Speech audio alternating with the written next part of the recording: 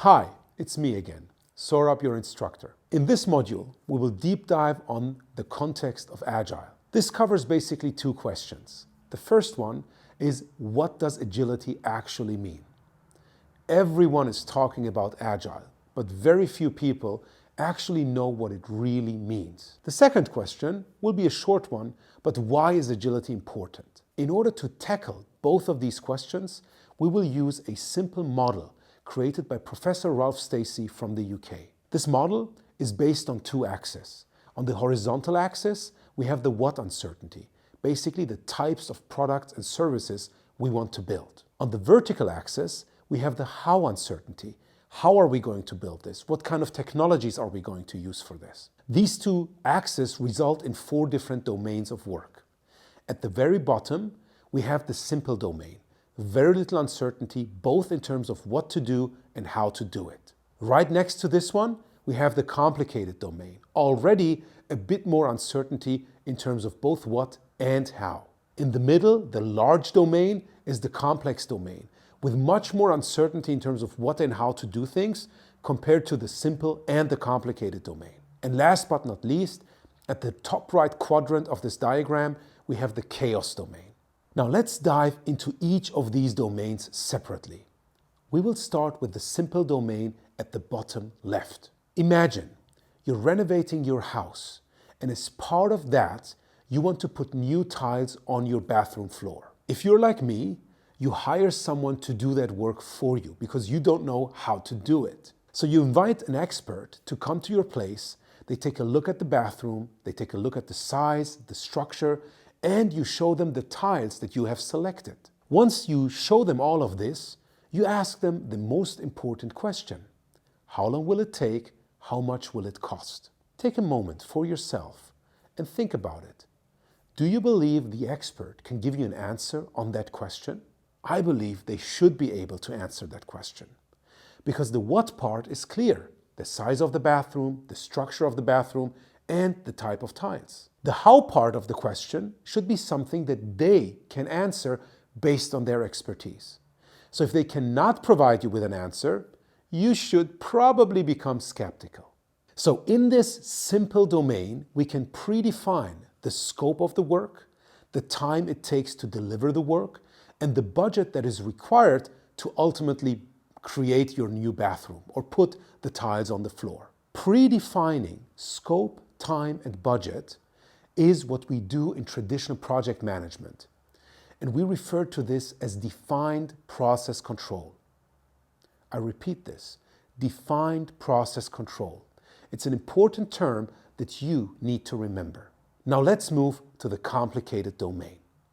This domain is characterized by a bit more uncertainty in terms of what and how. In order to give you a sense of it, we will stick to the same example as I previously shared with you, but we will change one variable. This time, the expert comes to your place. Again, they take a look at the bathroom, which is the size and the structure, but unfortunately, you have forgotten to buy the tiles yet. You still ask them the magical question.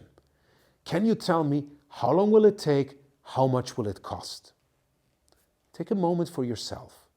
What kind of response will you receive this time? In most cases, you will either receive a range, which means from this amount of time to this amount of time, or from this amount of costs to this amount of costs. Or the expert will tell you it depends. Both of these answers are a clear symptom of existing uncertainty. Now, there are 2 things that are really important about this. Because what you can do really, really well in the complicated domain is to first give an answer, what does it depend on, which would be the type of tiles, and B, reduce the uncertainty in a very quick way, in a theoretical way. So in our case, you could browse through a catalog or a website, select a specific type of tile, and through that, reduce the uncertainty, move from the complicated domain into the simple domain, and then be able to predefine scope, time, and budget as we did in the simple domain.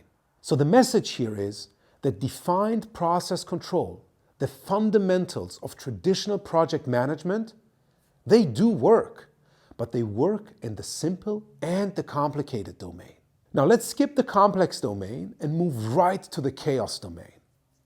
I want you to spend a few moments, and maybe you need to pause this video in order to spend some time thinking. And the question for you would be, what kind of organizations are by default in the chaos domain, which is characterized by a very high level of uncertainty, both in terms of what kind of products and services we want to deliver and how we're going to build those products and services. When I ask these questions in my regular courses, I frequently get the following responses. Startups are in the chaos domain. Why? Because in most cases, they don't know what they want to build. They have an idea, but they don't know what it clearly is. And as they are using new technology, they also have high levels of uncertainty in terms of how to build things. The other answer that I get is all companies that want to do innovation. Basically, everyone that wants to do something new, something that is not already existing, is in that domain.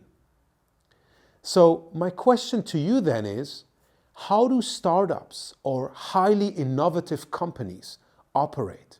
Do they predefine the scope, the time, and the budget, go behind closed doors, build the product, and then at some point get out to the market and say, ta-da, here's our product, buy it? At least the successful startups and innovative companies don't do that.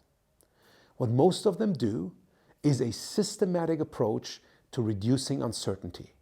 So step by step by step, they try to move out of this chaos domain and understand better what to build and how to build it. This type of approach, compared to the defined process control, is referred to as empirical process control. I repeat it again, empirical process control. You need to remember this term. Now, what can we do in empirical process control?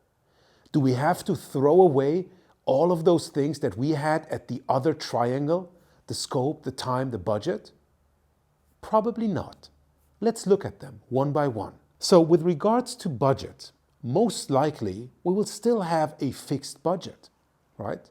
Even if we think about very well-funded startups or companies that are in the innovation space and have large budgets. So let's start with the budget. Can we fix our budget? I believe we can. Because if we look at very well-funded startups like Uber or highly innovative companies like Amazon or Apple with huge budgets, they still have a fixed budget, right? It's not like they give infinite amount of money to a certain project or an initiative. Let's look at the time. Can we fix the time? In most cases we can. If we have to, we can set a certain time by which we want to achieve something. I was working with a company in Germany called MAN. They build trucks and buses. And we wanted to deliver a truck and demonstrate it on an exhibition. The time of the exhibition was fixed. So we had a fixed time for our project. So the last one is scope. Can we fix the scope? This is the one where I believe we can't fix it. For two reasons. One, if we try to fix all three, there is no flexibility, no variability, no agility in the system. The second reason is, if we look at our dimensions with regards to uncertainty, we have high levels of uncertainty due to what are we going to build. So based on this uncertainty, we cannot define the scope, at least not in the same level of detail that we used to do in traditional ways of managing projects. So in our case, we will replace the scope with a product goal or a product vision, which is on a much higher level where you can be stubborn on the vision, as Jeff Bezos says, and flexible on the details. And depending on the budget and the time that you have, you can prioritize what kind of work you will deliver due to a certain budget or until a certain time. So if we compare these two approaches, empirical process control in the chaos domain and defined process control in the simple and complicated domain, we see that they have at least one fundamental difference. And that is, to what extent do we believe can we predefine the scope of an initiative, the scope of a product, the scope of a project? The complex domain between complicated and chaos is by its nature much closer to the chaos domain. So the same principles of systematically and frequently reducing uncertainty as we do in the chaos domain would be very helpful in this complex domain as well. Empirical process control is based on 3 pillars: transparency, inspection, and adaptation. I'm referring to these because when we look at Scrum in one of our next modules, you will see that Scrum as a framework tries to create transparency and help you do inspection and adaptation on a frequent and systematic basis. So let's get now to our second question. Why is agility important? In order to explore this, I want you to take a moment and think about it. Where would you position your existing projects or initiatives? Do you believe they are in the simple domain with very little uncertainty both in terms of what and how? Or would you position them more close to the chaos domain with high levels of uncertainty with regards to what and how? My guess is that the vast majority of your projects or product development initiatives is somewhere in the complex domain, and that you would benefit from an empirical approach. Empiricism equals agility. So the more projects and initiatives we have in this complex or even chaos domain, the more we need to adopt empirical ways of working or agile ways of working. I hope this module helped you understand these 2 fundamental questions. What does agility mean? Basically, empirical process control. And why is it important? More and more of our projects are either in the complex or chaos domain. I hope you enjoyed the class. See you for the next module.